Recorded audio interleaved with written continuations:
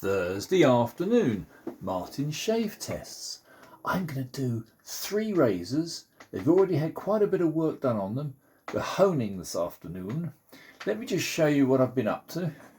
This is a CV Heldia stand number 32, which I got from a very nice chap who I know quite well. And it had a tremendous taper, a very bad taper. People barbers in the past certainly, they tended to scurf away one-handed on their hone stones, which gives a tremendous taper. So this was too high at the heel and far too tapered at the toe. So this is it in its present state. It was 10 times worse, but I had to buy it because it came with a nice little box. Let me just show you. There you are. CV Helgestrand, Eskilstuna, Sweden. And this is a very, very good steel, very hard steel. Anyway, I'm not going to bore you much longer. I'm just going to say that, of course, the heel was so deep and the toe was so shallow, I actually had to use a grinder, a little Dremel, and cut away the guard at the back. So it's now a shoulderless one, but otherwise I couldn't have honed it. I've already gone through my 1000 grit. That's been quite good. That's the Chinese, let me show you. The King Deluxe 1000 grit. And I must admit, I was also using my diamond plate. Anyway, this is now down to, not shave ready, but this is down to 1000 grit, and it's very, very good. I've got 2 double ducks. Now these double ducks, they look identical, they're not. They're pearl ducks, they're a little bit bigger. This one is the larger pearl duck, but had more wear on it, a lot more wear. This had a really nice big warp, and so I've had to put this on the diamond plate. In fact, let me just show you. There's my diamond plate. I had to take away ages and ages of steel, but the warp's now gone. It's now perfectly straight, perfectly good. And again, this one is down to 1000 grit on the Kingstone. This is the better double duck. This is a little belter. This is a 5/8. Nowhere near as much trouble. This one again is good. All of them passed the baby tomato test, which is of course use your nail. Ooh, grippy, grippy, grippy. Really, really, really keen. And oh yeah. Must be sliceable all the way along the blade. Same with the nail. If it hangs fire, if it's not gripping all the way along, it ain't sharp. It hasn't had its bevel set. These have. Anyway, so we've got 3 razors, all of which have been on the 1000, and now I'm going to put them onto my Nanoir, which is a lovely stone. I've already done a little bit of work. You can tell by the colour. We've had a little bit of steel come away. I'm just trying to now remove the scratches from the 1000 grit down to the 3000 grit on all 3 razors. Then what I want to do is to, with the 2 double ducks, one is going to be on a synthetic edge. I don't know, not a massively fine edge, probably 10k will do, but I might go to 12, and if I'm feeling entirely bonkers, I might go to 20. The trouble with the Suhiru Gukomyu 20k is it gives a blisteringly sharp, a little bit too sharp. You do feel when you've shaved with the 20k edge a little bit like with a brand new shavette, which I've been doing recently. A brand new shavette will give you a fantastic sharp shave, but just a little tiny bit upsetting on the skin sometimes. Whereas a good straight razor with a good natural edge, or with a good synthetic edge, if it's not too fine, will give you a very comfortable shave. Which is why I do this channel. I'm trying just to promote the use of straight razors, because once you've had a few good straight razor shaves, You can't go back to anything else. And they're wonderful things to hold. They're wonderful things to look at. And of course, they will last not only your lifetime, they'll last your grandchild's lifetime as well when used properly. So look, there you have it. You can see, I hope you can see, the dark swarf of the steel being removed. I shall actually just clean that off a little bit. As I say, these stones have been already flatted. So that was the double duck. This is the smaller double duck. If you wonder why I wasn't using any optics to look at, I've actually got them to use in a minute. I've been experimenting. There's been a lot of chat recently on YouTube, and our good friends have been mentioning the viability of various ways of inspection. And for me, because I'm lazy, I have got a cheap small binocular microscope, which does give the better picture. But when you're just trying to get a few things done and you're pretty certain of what you're doing, in other words, you've got your technique off fairly pat, then really studying and studying and studying under a microscope is no lot of use. Anyway, I reckon that's enough. You can see a fair bit.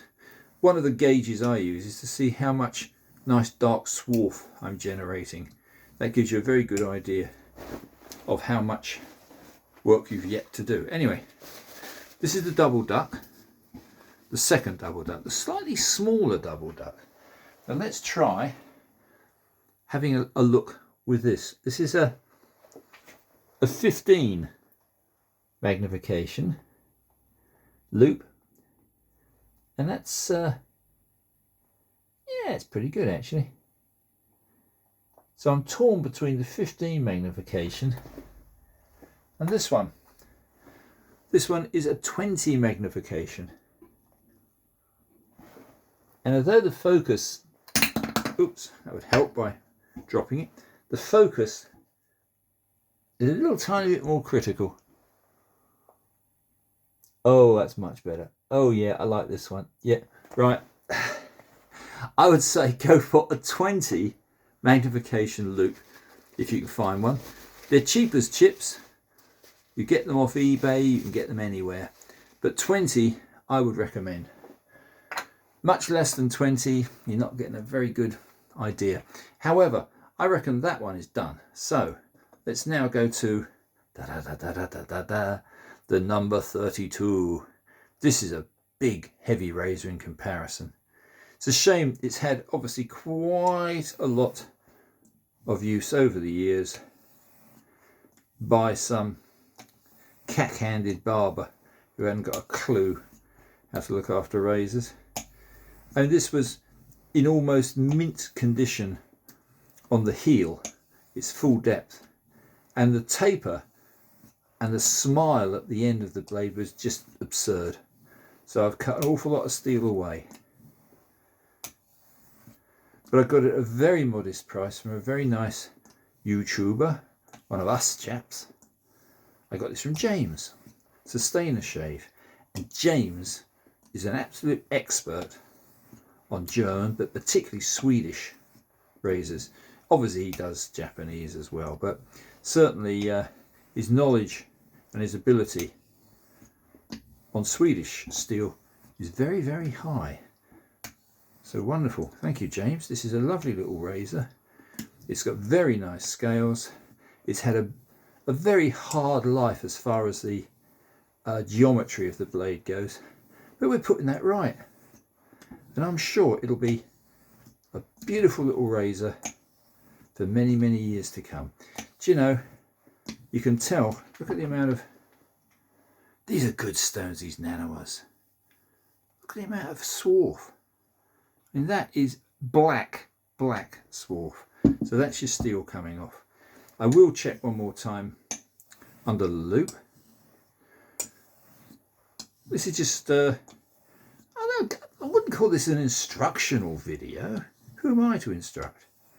But I would say this is, after many razors that I've honed, this seems to be pretty much a good way of doing things. So there we go. Give that a quick wipe off with the ubiquitous kitchen towel. I'll have a little look, little stare, and see what we're doing. I would still say, out of all the loops I've got, and I must have probably 7 or 8, I would say the 20K, the 20 magnification is pretty good.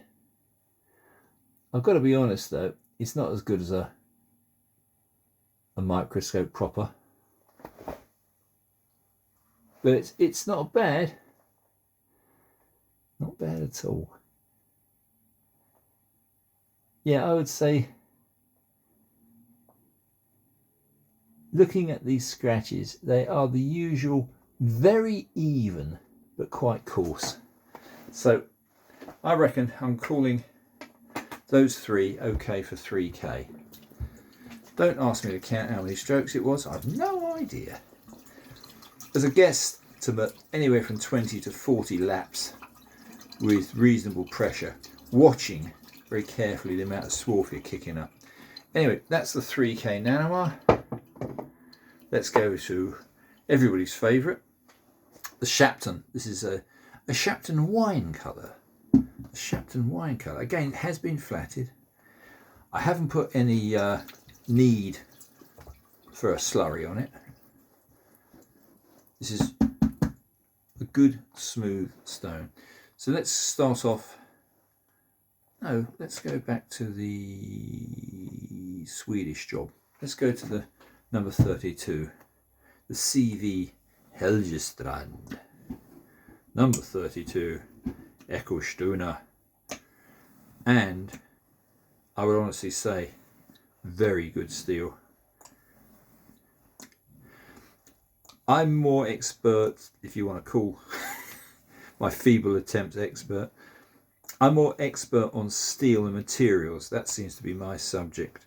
Whereas other people, and repairs, I've been repairing items all my working life. It's what I do for a living, or what I did for a living. So when it comes to welding, grinding, leatherwork, silver soldering, soft soldering, arc welding, TIG welding, MIG welding, machining, lathe work, anything basically, but mostly hand skills, which is why I was so pleased to get into straight razor shaving, where the hand to eye coordination is what counts. If you've got good hand to eye coordination, then it's very easy to learn, and if you haven't, you soon will. Because hand to eye coordination and muscle memory, that's the key word. Muscle memory. The more you do it, the better you get at it.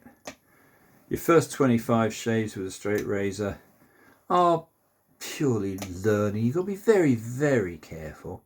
But as you build up confidence and skill, in the end, as you saw in one of my videos, if you have bothered to watch, I wouldn't blame you if you haven't, then you can do a blindfold shave as I did. Anyway, I reckon that's probably good enough. I'll say probably. Let's hope it is. Let's now go straight on to the larger of the two double ducks. I've only got one case for a double duck. I needed two. Looking at the swarf again, very good tail. Lots of swarf simply means you've taken lots of steel off. So let's now try doing the same. And I would say you're only talking about, I don't know, again probably 20, maybe 30 laps to remove the last vestiges of scratches away. I'm a firm believer that having a few deeper scratches on the razor doesn't really make a lot of difference. It's the final apex that counts. And if you're careful, I honestly believe the apex doesn't really mind having a few residual scratches left behind on the bevel. The bevel set has to be absolutely right. Once your bevel set's right, then you really are just working away, trying to remove some of the scratches. And as you can see, no need to test. That is, oh God, that is sharp. That's lovely. So I will do one more razor, and that will be the 5Ks done. I then might well go quickly onto 8K, and then maybe I might go on to something totally different, which is this. I've got a Welsh slate. Now, Sean has been playing around, haven't you, Sean, with Welsh slates? Oh, well, no, with probably Japanese slates. This is a Welsh slate. This is the dragon's tongue. I've only used it once. I wasn't particularly impressed, but we'll give it a go. Anyway, let's go back to this little fellow. Do a few careful laps on 5K. And hopefully that'll be enough. That's your 5K. I'll give it a quick squint under my loop. Really, you get a feel. Once you've done enough razors, you know, you get a good feel as to whether or not you've reduced the scratches. I reckon that probably has.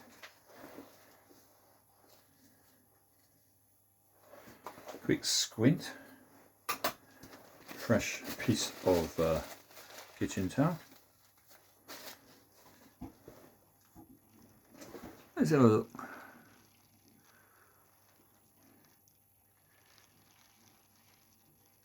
Yeah, very even, very even. However, I'm glad I went out earlier. By the way, I went downtown to get this silly camera looked at, my phone, because he put a memory card in it and the memory card wasn't working. So this is my second attempt today to do a YouTube video on honing, and I'm not very impressed by the fact that most people in these shops, they'll fit a memory card into your phone only to find it's in some way defective. Anyway, chaps, not to worry. Right, so this is a bit ambitious. I don't want to waste too much time.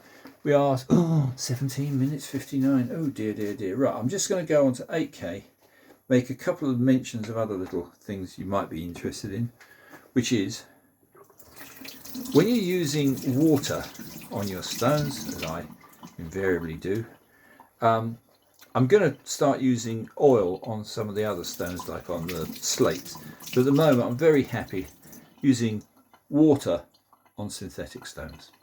However, what I was going to mention was, particularly if you're doing more than one razor, which I tend to do, you've got to be very careful with warm water.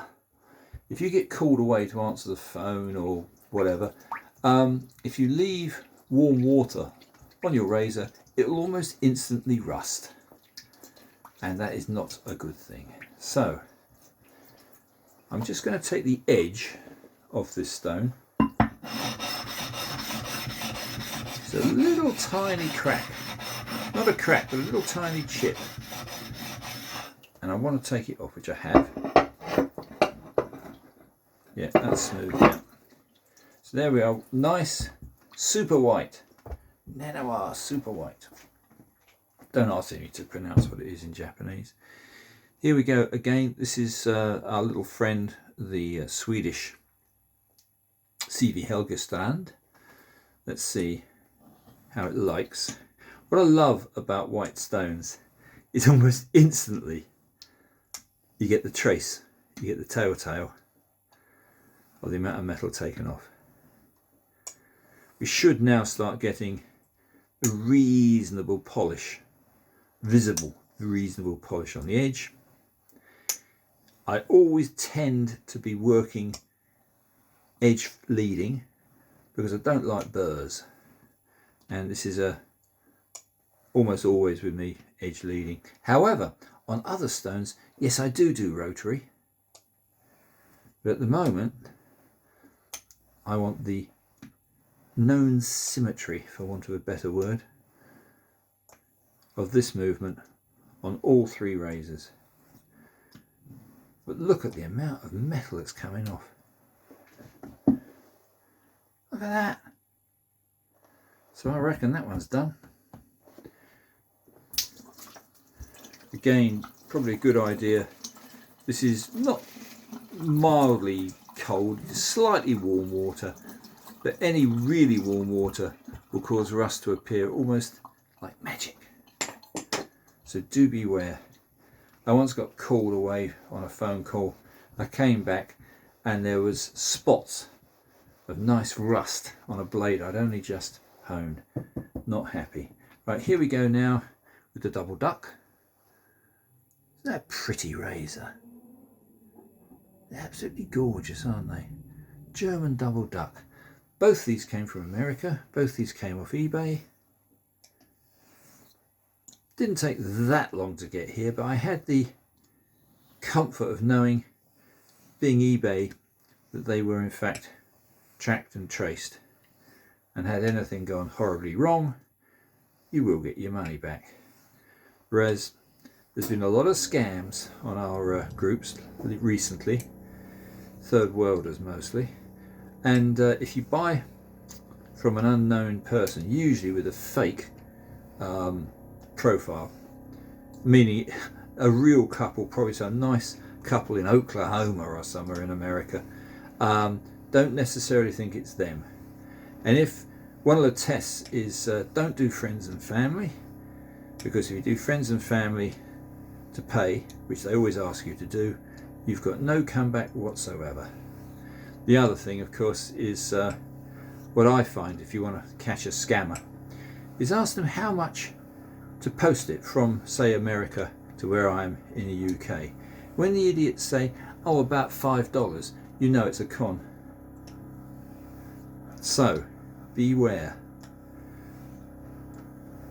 I try to find a few, and the other admins on the other groups are always trying to find some of these swine out and catch them out at their little game.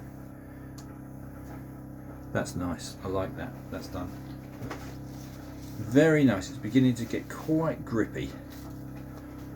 I won't be much longer, chaps, because I'll bore you to tears. And that's not my objective. So I can lean at a right angle.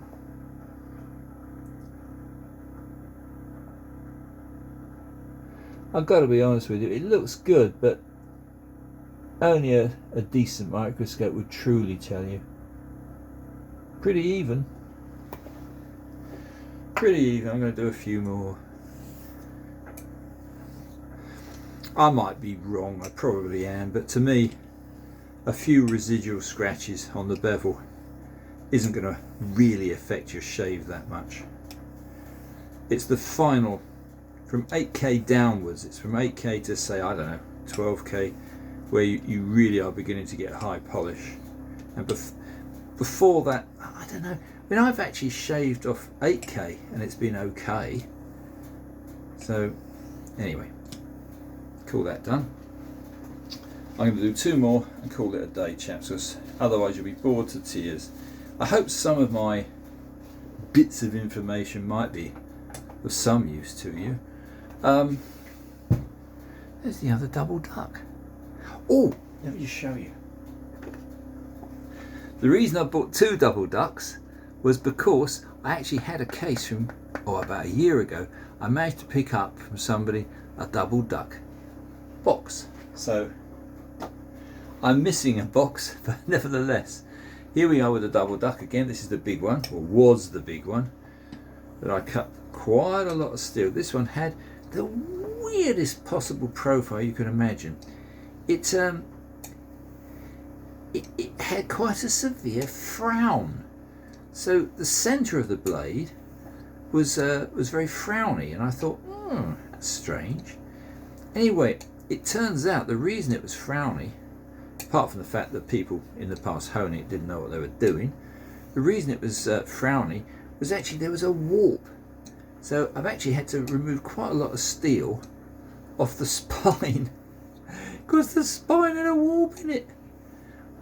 Whether that was contingent, part and parcel of the trouble, I don't know. But anyway, I took that out. So now there is no warp. It's absolutely perfectly square. And I think this is going to be a nice razor. Looks wise though, oh, love these double ducks. Such a pretty, I love the quality of the stamping made in years gone past. I'm not at all in favour of lasers. You can train your monkey to use a laser, but you cannot have a beautifully made stamp and stamped deeply into a tang. Very few do that. Very few.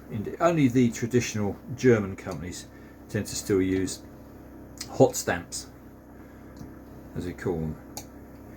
Anyway, that I think is all three, do excuse me, is all 3 to 8K. After this, it's just going to be choosing which one I want on a natural and which one I want to refine to a very, very high polish. So I'm not going to bore you to tears. Look at all that. That's steel coming off. Anyway, that's 3 razors, all been saved, all down to 8K, and now I shall decide what to do as far as the rest go. But I reckon, let me just pick my phone up. Hello. So I reckon that's 3 saved razors. They're going to be blisteringly good razors eventually. I'm going to say goodbye for now. I will decide whether to do another video on another day on how to refine them down to a natural stone like this Welsh one, or whether to stay with synthetic. Anyway chaps, I hope this was amusing. It's, oh my god, it's 27 minutes. I do apologise for the amount of time wasted, and see you all soon. Martin's Test Shaves. Bye for now.